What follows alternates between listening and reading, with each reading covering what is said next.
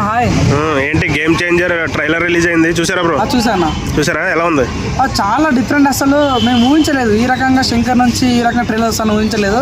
అసలు మేము డీకోడ్ చేయలేకపోతున్నాం అన్న. ఆ సినిమా ఏంది ఉంది, అసలు ఇన్ని వేరియంట్ కనిపిస్తుంది. అసలు రామ్ చరణ్ ఒక దగ్గర రాజకీయ నాయకులు కనిపిస్తున్నాడు, ఒక దగ్గర స్టూడెంట్ లాగా కనిపిస్తున్నాడు, ఒక దగ్గర కలెక్టర్ లాగా కనిపిస్తున్నాడు, ఒక దగ్గర పోలీస్ కనిపించిండు. అసలు డబుల్ యాక్షనా, త్రిబుల్ యాక్షనా, ఫోర్ యాక్షన్ నాకు అర్థం కావట్లేదు. డీకోడ్ చేయలేకపోతున్నాం నిజంగా. శంకర్ వామో నీ డైరెక్షన్ దండం సామి.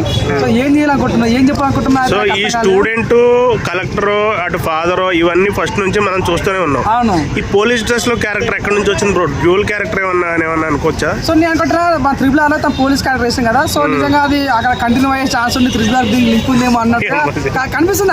అవునా కదా, అది డీకోడ్ చేస్తుంటే అవునా కదా. మన ఇంతకుముందు చాలా పోలీస్ గెటప్ వేసారు కానీ సేమ్ సిమిలారిటీ. అప్పుడు త్రిబుల్ ఆర్ వచ్చిన ఎట్లయితే గెటప్ ఉందో అలాంటి గెటప్ మనకు కనిపిస్తుంది. ఇంకో దగ్గర మన పోస్టర్ వస్తే గుట్కా కనిపించింది. అదే తన గుట్కా దగ్గర చార్జ్ చేసినట్లు చూసా. అంటే ఈ మొన్న దిల్లాకు మాట్లాడమాట ఇంతకుముందు ఆంధ్రప్రదేశ్ జరుగుతున్న డిప్యూటీ సీఎం ఎట్లా చూస్తారు అలాంటి నిజమైన క్యారెక్టర్స్ సినిమాలు చూపిస్తారని చెప్పాను. కాబట్టి సో ఇక్కడ పోలీస్ వ్యవస్థలో ఎట్లాంటి అన్యాయాలు ఎదుర్కొంటున్నా టాపిక్ కానీ ఇక్కడ ప్రజల టాపిక్ కానీ నేనైతే అసలు ఎక్స్పెక్ట్ చేయలేకపోతున్నా, డీకోడ్ చేయలేకపోతున్నా. నాకు అనిపించింది అంటే మేబీ డబుల్ యాక్షన్ ఉండొచ్చు.